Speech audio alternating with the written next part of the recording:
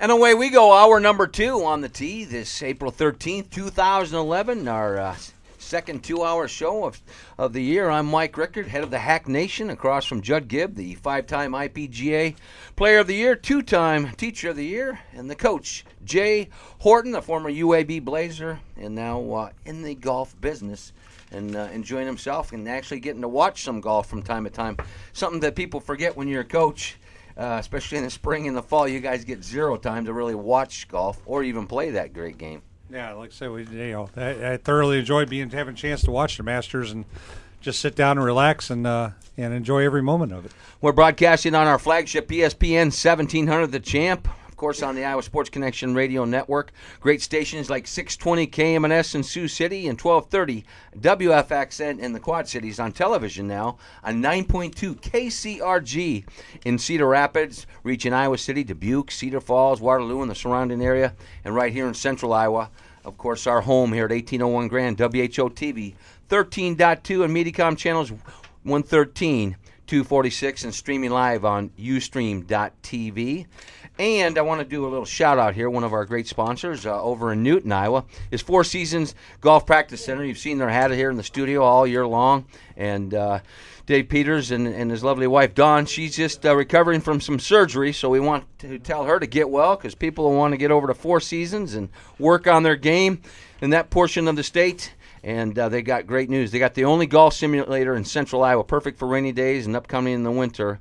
And those simulators are unbelievable. I mean, you can play Torrey Pines, Pebble Beach. You've probably played them before, some of these simulators, haven't you? I haven't played any of the new versions. I did years ago. Just located right off south of Newton on Highway South 74 on Reasoner Avenue, Four Seasons Golf Practice Center.com. I once knew a guy who went to Torrey Pines, the real one, and just drove around in a cart and didn't play. Shut your yapper. Hey. So if you went shut the yapper. If you went to Four Seasons, would you just sit there and watch other people play? I would hit balls, have a beverage. They got a great bar. And but would you just watch people? You wouldn't actually play? They got a great sports bar. No, I would hit balls. They got a little practice area there. I'm working on my game now. What on earth did you do going to Torrey Pines? Let me tell you what happened. Play? He's told the story before. Yes, I've told this story before. And Clair Peterson's on hold, but he'll have to listen to this, my Packer pal. We went out to Torrey Pines, and my wife and my mother surprised us with a round of golf. My stepfather, God rest his soul, who was a worse hack than I. And we got up there. The women dropped us off and went shopping. And we looked at each other. He said, my God, we'll be out here for 7 hours. We'll go through, probably 20 balls. So I went up to the clubhouse and said to the guy, hey, would you mind if we just drove around? Because it's spectacular, it's obvious if you've been there or seen on television. And we drove around all 18, all right? Fair enough. Took some great pictures, and I should have never fessed up to that. All right, let's go down. Let's go down to the Quad Cities and get a little sensibility to the show with Clair Peterson. He's the executive director of the John Deere Classic. How are you, Clair? Hey, I'm doing well. I've enjoyed listening to your stories, although I don't think you have any excuse for that one. I'm with the other guys. If you don't tee it up at Torrey Pines, I'm sorry. Yeah, Clair, you get a chance to play a lot of great courses or go to a lot of great places. You've never just gone driven around the golf course, have you? Never. Oh, come on, man. I thought you'd have my back a little bit. Hey, speaking of around courses, how riveting was that Masters for you, especially because most of these guys, close and have had conversations and know them well. Wasn't that a great Masters?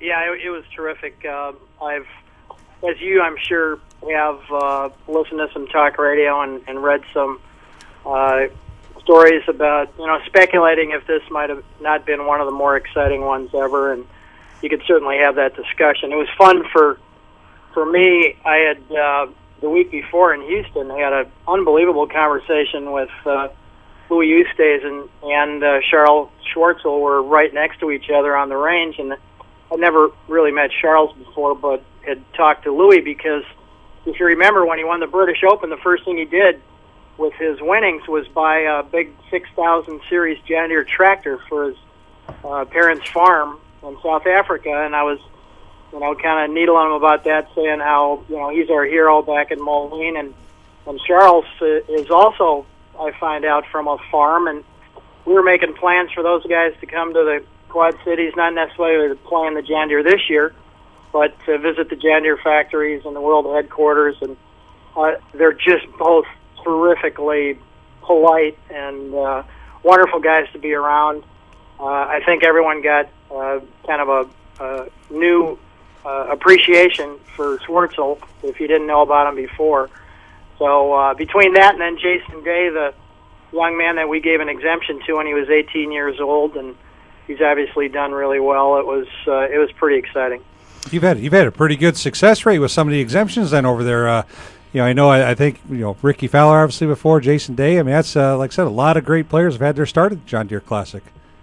Yeah, Ricky Barnes, another young player. Lucas Glover, who obviously went on and won the U.S. Open. Zach was an exemption of ours. We try to really, it's there's no science to it, but we try to identify young players that we think have a future, and more importantly, just are good guys and need that or appreciate that first break. Webb Simpson was a young man back in '06. He was here for the first time, and he almost got in the winner's circle this year. And they're all really nice young guys, and you root for them. And like I say, watching Jason was in his first Masters too. I mean, that just doesn't happen, especially to birdie the 71st and 72nd hole. It was really something. Yeah, not only Jason Day, who had a fantastic first Masters. Gary Woodland was a guy that you had in your field last year, and he was making some early rumblings with a 3 under par round of 69. Yeah, he's another great. I talked to him in Tampa this year, and he said his family would kill him if he ever skipped the John Deere because that's about the closest event. So when he won in Tampa, we were obviously really excited about that, and he's had a heck of a year. He's really got a lot of people's attention. If you didn't know who he was last year, you certainly know this year. He lost in the playoff at the Hope, and Bo Van Pelt, we know he's coming to the John Deere, and there he goes, Eagles 13, Eagles 15. All of a sudden he gets a 10 under, and he's in the conversation. So it was riveting, especially having Tiger in there. Certainly got people's interest early. It was a bit surprising to see him just shoot even par on the back nine with those 2 par 5s especially, but that's Augusta. You never know. Claire, I want to talk to you a little bit about golf course setups, because it seems like the whoever makes the decisions at Augusta sets that golf course up on Sunday, at least the back nine. At least they have the last few years for some exciting finishes. You talked about Bo Van Pelt making 2 eagles. Does that go into to when you guys sit down and talk about each year's John Deere? Do you talk about things like that, course setup? Maybe try to help create an exciting finish like that.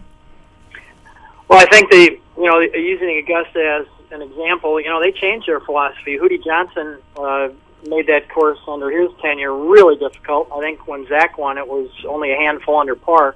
When they, had kind of a backlash and wanted the excitement with some birdies and eagles and some movement on the leaderboard.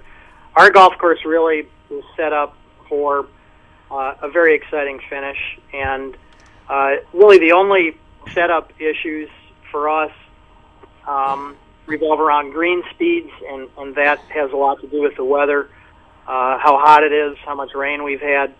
The tee box locations on the par 3s will change a little bit from day to day, but that's what I love about our finish, quite honestly, is that on 14 you have potentially drivable par 4, but if you get in a bad spot, you can get a bogey there in a heartbeat. 17, you can get an eagle on that hole, but if you get in a bad spot, you can bogey it. Tim Clark bogeyed it when in '07, when Jonathan Bird birdied it, and that was the difference in the tournament. And 18 is just as hard a par 4 and demanding at 2 shots as you're ever going to want. So we kind of have built in, not unlike Augusta, quite honestly, not to make ourselves out to be Augusta, but we've got an exciting array of finishing holes already, and the course setup really doesn't change a whole lot for us from year to year. We're talking to Clair Peterson, the executive director of the John Deere Classic. The dates this year, of course, are what are the dates? You got those right in front of you? I got it right here. Here we go. The 4th, July 4th through the 10th. And I guess the question I have, a lot of us Iowans were, a bit disappointed in Zach Johnson not making the cut. Have you had an opportunity? We know he's such a pivotal part of the John Deere Classic. Have you had any conversation this spring with Zach? Oh yeah, I saw him in Tucson, and he calls in every month for our executive committee meetings. He's really looking forward to this year's event, just like always. He's one of our best ambassadors.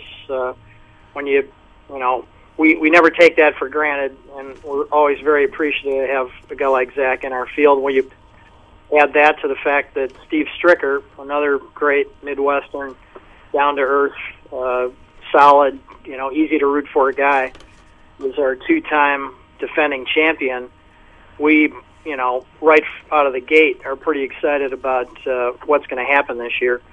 But Zach is always there for us. He's out talking to other players on our behalf if they haven't seen the golf course or haven't been here for a while. Last year, KJ Choi was here for the first time, and Stuart Appleby was here for the first time. We always seem to get some marquee guys that, especially because they can get a nice, easy, hassle-free flight to the British Open, that put us on the schedule each year.